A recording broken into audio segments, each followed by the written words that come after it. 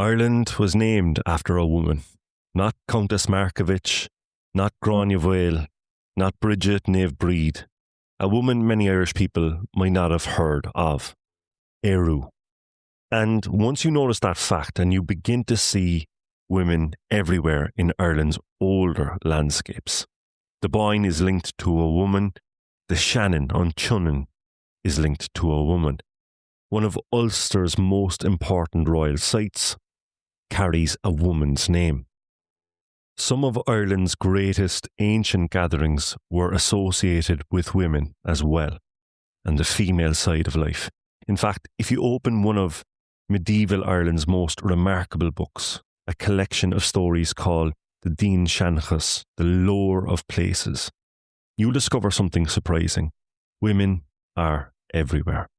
The female side of things is everywhere. They're not standing on the edges of the story. They're very much at the centre or the heart of it, because they're the rivers, they're the kingdoms, they're the saints, the founders. Sometimes they are the land itself. Now, what is strange, Accorda, is that if you walk through the centre of the city of Cork, Kirkig, Baile Átha, Dublin, Bale Ferrishta, Belfast, Galway, Galway, or Limnach, Limerick, you go through those urban environments, you might come away with a different impression because you have O'Connell Street, you've got Parnell Street, Pearse Street, Emmett Road. The names above our streets and our monuments and our public buildings, by and large, are overwhelmingly male. So, Carahorla, what happened? Did women disappear from Ireland's map, or have we simply forgotten where to look? Today, on this episode of the podcast Accorda, we're exploring Ireland's feminine or female landscape. From goddesses to saints, from holy wells to city bridges, from Éiriu to Mary Elmes. And along the way, Accorda, we'll discover that Ireland's relationship with the feminine runs far deeper than many of us realise. Accorda, my friends, you're listening to Undercover Irish. This is the podcast where we uncover Ireland's hidden curriculum. The stories, the lore, the history, the ballads, the language on Gaeilge, and the social history that might not always make it into the classroom. So wherever you are in the world, Accorda, whether you're at home or part of the great diaspora abroad, you're very welcome to Fáilte Road. Sit back, relax, and let's uncover another piece of Ireland together. Now, Accorda, before we begin, just a quick word.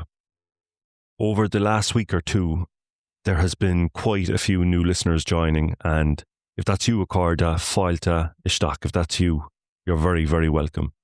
If you're enjoying the podcast, don't forget to subscribe, follow, switch on notifications so you don't miss future episodes. It really helps the podcast to grow, and it helps more people discover these stories. Accorda, Araigling le Céile.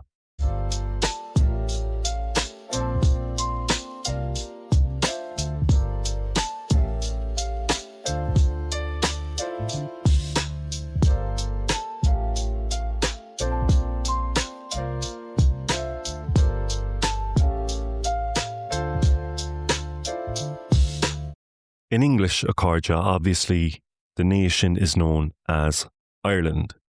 As Gaeilge, Éire or Éireann, and if we look at Latin, it's Hibernia. But Ireland, that word comes from a woman. It's a remarkable statement when you stop and think about it. Countries are often named after tribes, peoples, kingdoms, or geographical features. The Irish name for Ireland, Éire, comes from Éiriu, a figure from Irish mythology, whose name reaches back into the earliest layers of Irish tradition. Now, before anyone objects, we're entering the territory where mythology, language, and history begin to overlap. No one can really tell us exactly who Éiriu was, or indeed if she ever intended to be understood as a historical person. What matters is that generations of Irish people understood Ireland itself through her. In medieval traditions, Éiriu was one of three sisters: Éiriu, Banba and Fódla. Now, When the Milesians, the mythical ancestors of the Irish, arrived on the island, each sister asked for the land to bear her name. All three survived in Irish tradition, but it was Ériu who won out, and so Éire became the name of the island. Now, it is tempting to think of this as simply another mythological story, but it hints at something deeper, because Ériu wasn't merely associated with Ireland. In many ways, she was Ireland, the land itself imagined as a woman. If you see this idea, you see it in other places as well. One of the recurring themes in early Irish literature is sovereignty, the idea that a king did not simply own a territory, certainly on his own. A king ruled with the consent of the land, and the land was frequently represented as female. Not because Ireland in the early years was some sort of a feminist paradise, wasn't, but because fertility, abundance, and territory were often imagined through female figures. The land gave life, the land sustained communities, and the land endured. And so the land spoke in a woman's voice, if you like. This is where medieval Ireland is fascinating, because if you start reading and looking at the Dindshenchas, the lore of places, you quickly realise that women aren't simply attached to places. Often they are the place, or they become the place. An example of this, the River Boyne. Most of us know it as one of Ireland's most famous rivers, from Kildare through Meath and out into the sea near Drogheda. But in tradition, the river is connected to a woman named Boann. According to the story, Boann approached a well, a sacred source of wisdom, a place associated with knowledge itself, and the well burst forth. The waters overwhelmed her, and from that flood came the Boyne. Now, whether anyone ever believed that story literally isn't the point.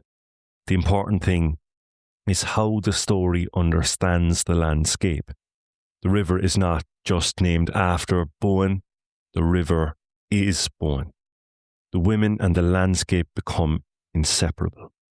And if that sounds familiar, it's because we find almost exactly the same pattern elsewhere. I mentioned when noting the imbalance in urban areas in particular, I mentioned Limerick, the city of Limnach. And of course, Limnach sits on the Shannon, the longest river in Ireland. And like the river Boyne, Shannon has a similar story. Shannon is named after Shunnan. Now, Shunnan seeks wisdom a bit like Boann. And like Boann, she approaches a sacred source. Like Boann, the encounter transforms both her and the landscape forever. In Shannon's case, it's said that she journeyed to Conla's well in the Celtic otherworld to seek the wisdom, and of course, the result of the outflowing was the river we now today know as the Shannon or An Chunnan. And now, Cordia, with those three examples, we have our pattern emerging. Ireland's name, Éire, is linked to a woman, or the feminine. Its most famous rivers are linked to women, or the feminine, and its landscapes are explained through women. Its memory is carried through females as much as males. Far from being marginal figures, they stand in the centre of how Ireland understood itself. And the rivers, pardon the pun, are only the beginning. If women helped explain Ireland's rivers, they also help explain Ireland's centres of power. Take Macha, which we've mentioned recently on an episode in relation to Ard Vacha, Armagh. There are several figures called Macha in Irish tradition, which can make things confusing. But what matters for the purposes of this podcast is her connection to one of the most important sites in ancient Ireland, Imán Macha, today better known as Navan Fort in County Armagh, Cúnta Ard Vacha. For centuries, this was one of the great royal centres of Ulster, a place associated with kingship, ceremony, and political authority, a place associated with power and strength. And right there, in the middle of it, is the name Macha, a woman. Again, we encountered the same pattern as seen previously. One of the most important places in Ireland at that time is remembered through a female figure. Then we encounter another fascinating figure, Tailtiu. Now, Tailtiu is not as well known today as Brigid, for example, or Maeve, or even Macha, but in many ways she may be one of the most important women in Irish tradition. According to the stories, Tailtiu cleared forests and made land available for agriculture, farming. So she transformed wilderness into farmland and made settlement possible. And the effort, it said, killed her. After her death, the god Lu, again we've encountered Lu or Lugh in previous episodes associated with County Louth, Cúnta an Lu. Lu established funeral games in her honour, and these became better known as Tailteann, the Fair of Tailtiu, one of the great gatherings of ancient Ireland. Now imagine that for a moment, one of the largest political, cultural and social events in Ireland, in ancient Ireland, was named after a woman. Not because she conquered territory or because she led an army, but because she cultivated the land and made life possible. Again, we have that connection there with fertility. It's a very different kind of memory. And Tailtiu was not alone. A small little segue here, Accordia, into the modern era, or the more modern era, and something that's very close to my heart, sport, of course. As part of the Gaelic revival and the Irish Free State in particular, that era, there was this kind of a renewal or an attempt to renew some of the nationhood through nationalism and through sport. And of course, there was the Tailteann Games, kind of like Ireland's version of the Olympics, and maybe a subject for another day. Another connection I have in the modern day is Páirc Tailteann, Páirc Tailteann. But as I said, Accordia, Tailtiu was not alone. In Leinster, Cumann, we find another great assembly associated with a woman named Cumann. The Fair of Cumann became one of the major ceremonial gatherings in that province. And again, a landscape of memory built around a female figure. At this point, a pattern becomes impossible to ignore. Women are associated not just with the island itself, the great rivers, royal centres, assembly sites, places of gathering, places of belonging, and yes, places of power. And this brings us back to something I mentioned earlier on the podcast, Accordia, the Dindshenchas. Because what makes the Dindshenchas so extraordinary is that it preserves a vision of Ireland in which the landscape is not simply geography. It is memory, something we've treated on this podcast on a number of occasions. Every single hill, every single river, every single plain and every gathering place has a story attached to it, sometimes more than one. And very often that story involves a woman, not standing in the background, but shaping the very identity of the place itself. The remarkable thing is that so many of these stories survived at all, because the Ireland that produced them was about to undergo one of the greatest transformations in its history. Christianity was arriving with new beliefs spreading, new ways of understanding the world emerging. And yet somehow many of these women and feminine characteristics or characters survived. Not as goddesses and not always as mythical figures, but in a new form. And to find them, Accordia, my friends, we need to go to the wells. At Arizona State University, we're bringing world-class education from our globally acclaimed faculty to you. Earn your degree from the nation's most innovative university. Online. That's a degree better. Learn more at asuonline.asu.edu. Long before Christianity arrived in Ireland, Accordia, water, Uisce, occupied a special place in the Irish imagination. springs, rivers, pools, and wells. They weren't just simply sources of drinking water, but they were places of gathering, places of healing, places of mystery, places where the ordinary world seemed to brush against something deeper. Now, it's hardly surprising then that some of Ireland's oldest stories revolve around water. Think again of Boann and Sinann. Both are connected to sacred wells, and both are connected to wisdom, and both were transformed by an encounter with water. And when Christianity comes to Ireland, something interesting happens. The importance of these places does not disappear. In most cases, it survives. The stories change and the language changes, but the landscape remains a place of sacred worship. This is where we meet one of the most remarkable figures in Irish history, or perhaps I should say Irish histories plural, Brigid. Now, Brigid occupies a certain place in Ireland and in Irish history, and it's something that we see time and again. 1 foot in the pagan world and 1 foot in the Christian world, because in many cases there was a continuity as Christianity came in and took some of the old lore and made it its own. In this case, on one side we find Brigid, the goddess, associated with fertility, poetry, healing, and craftsmanship. And on the other side we find Saint Brigid, Nave Breed of Kildare, Kildara. And again, we discussed that on the episodes about Irish counties.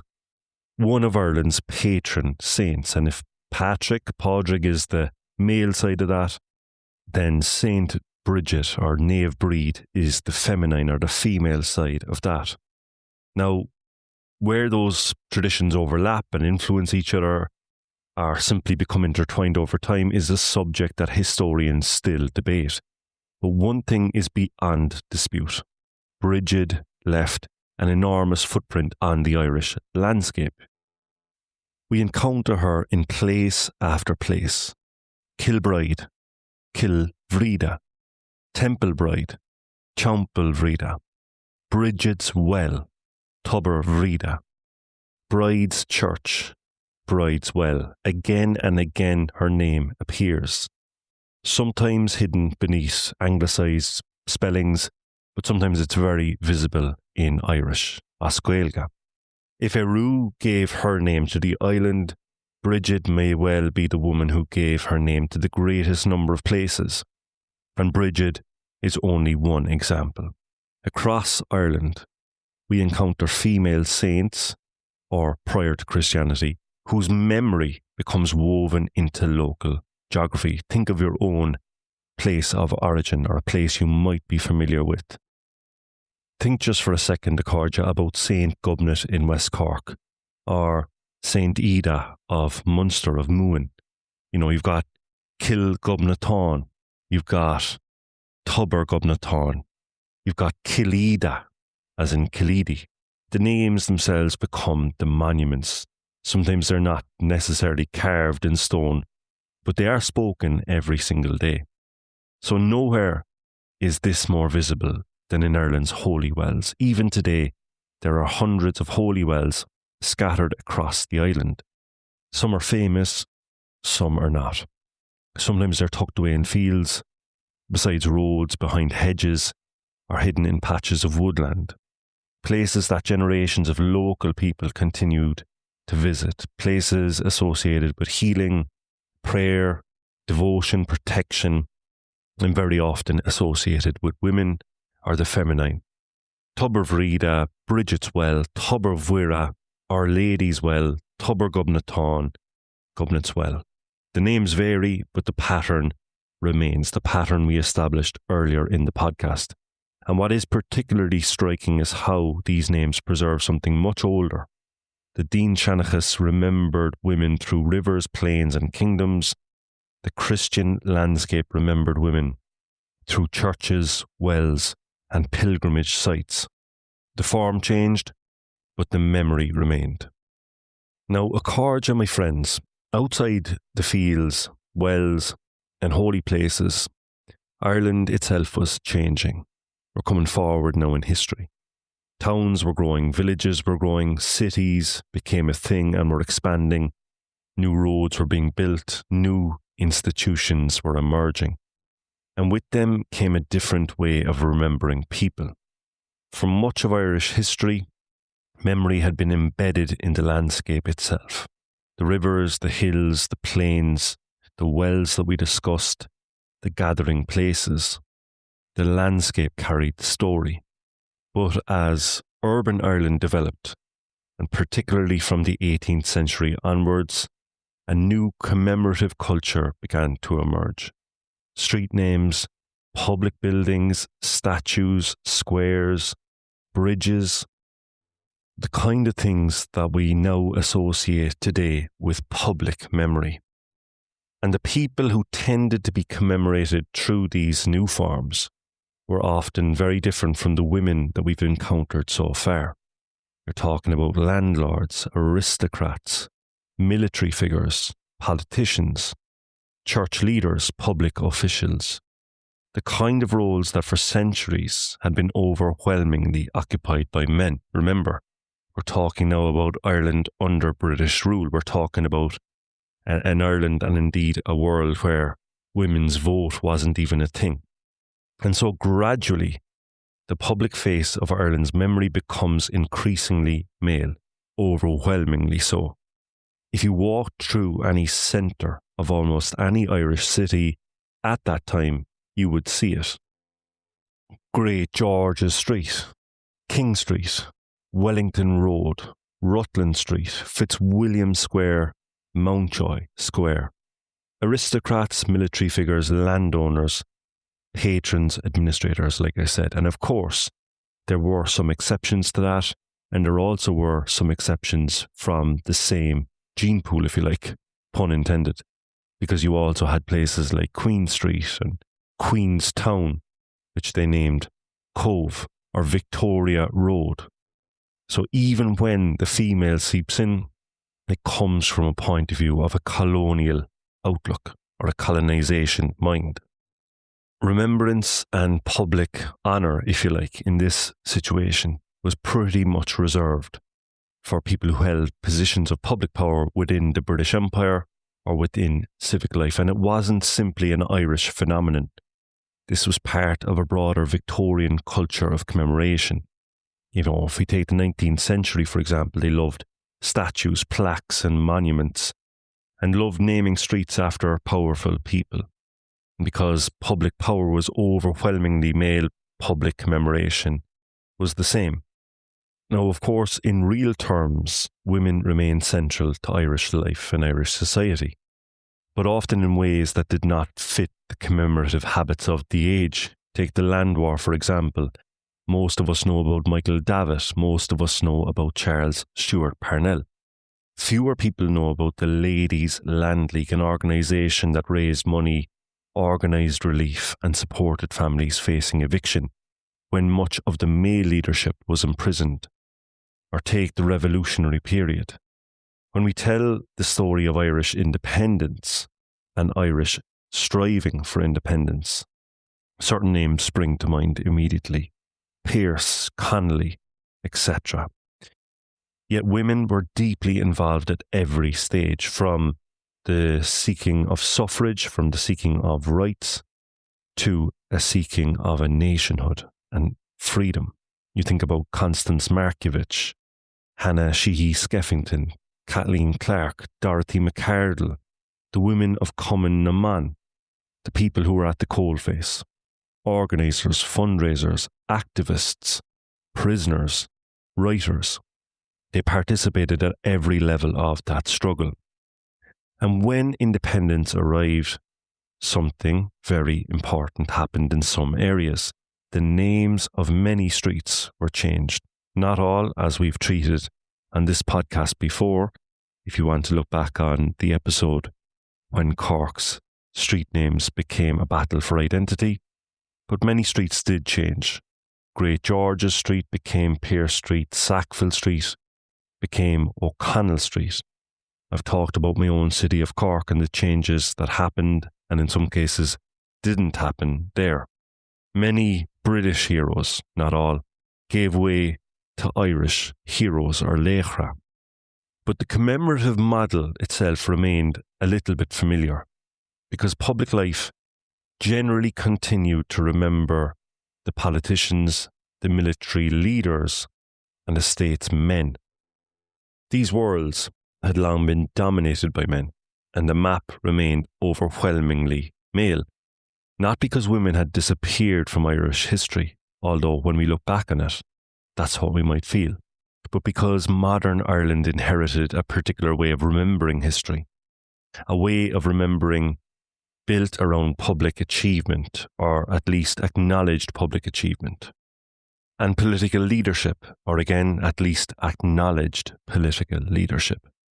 So this is very different from the older Ireland of Ériu, the Ireland of Boann, the Ireland of Tailteann, an Ireland where women stood at the centre of how places understood themselves.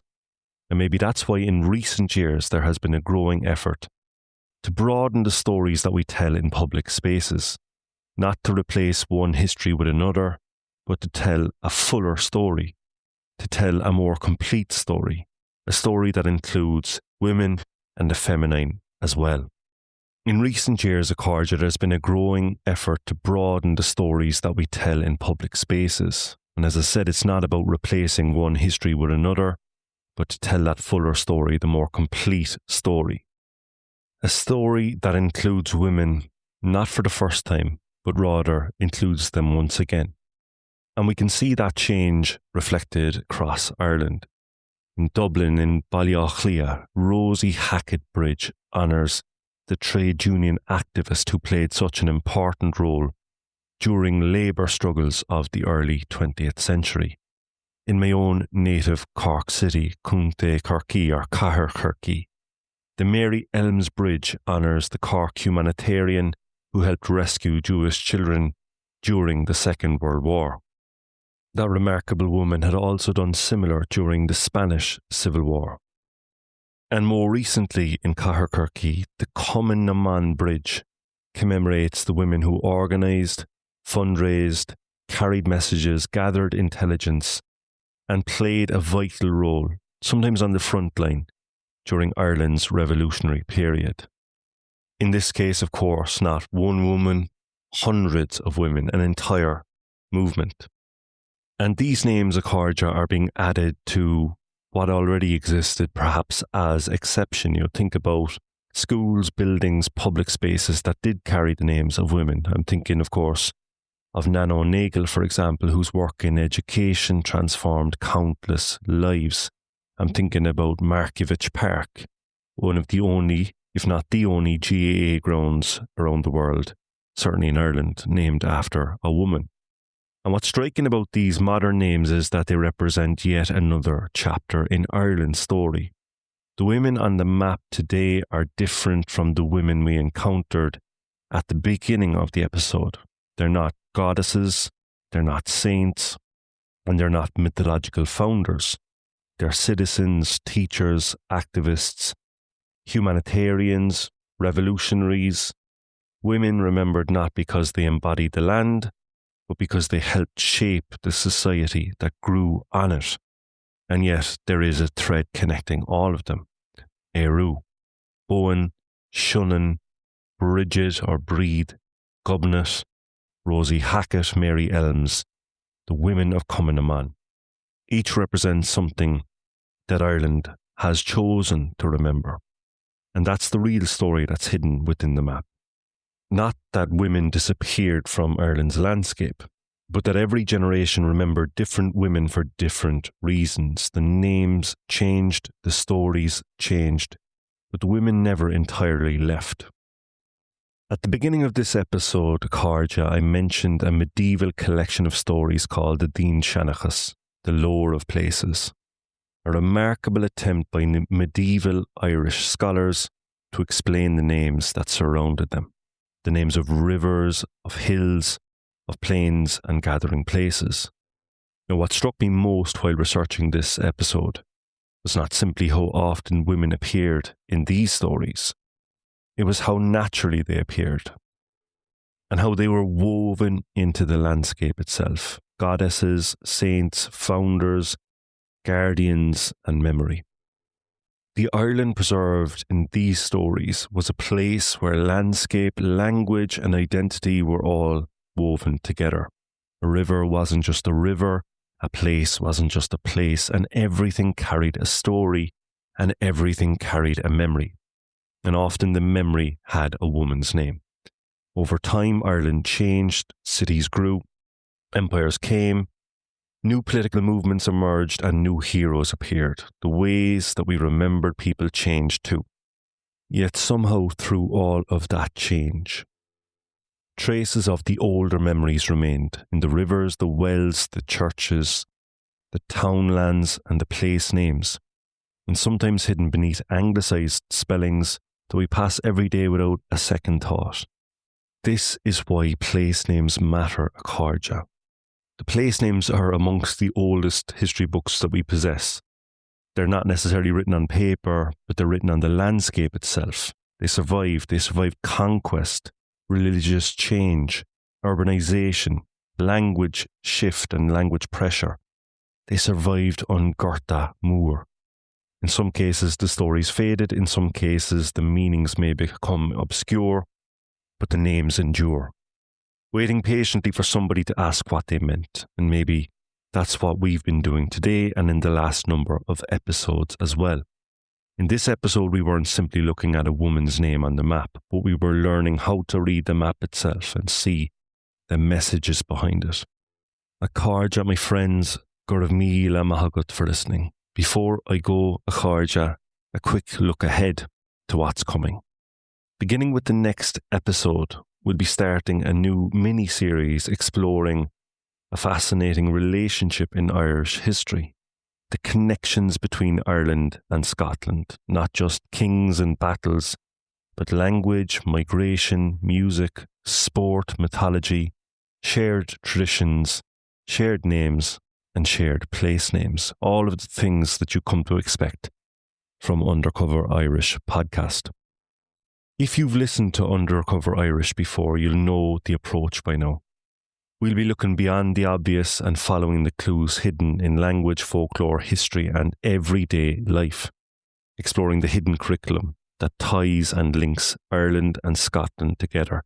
This will be a kind of a test run for future mini-series where I look at the links between Ireland and other countries. So make sure, Cáride, you're subscribed and you have your notifications switched on, so you don't miss the first episode in that particular series. And Cáride, if you've enjoyed this and you'd like to support the podcast, you can find Undercover Irish on Patreon. And for the price of a cup of coffee, you're going to get access to bonus episodes into the future. In fact, the latest Patreon exclusive episode is available now, up today. And Cáride, I've mentioned time and time again on this podcast, the famine or Ungurta Moor. So the first Patreon exclusive podcast episode, which is a lot more unstructured and relaxed than these public episodes, is called Why Some Irish People Don't Say the Famine. In it, I explored why many people prefer to use the term Ungurta Moor. And if you want to get access to that, Cáride, again, go to Patreon, search Undercover Irish, and for the price of a cup of coffee, you will support this particular podcast and have access to future ramblings from myself.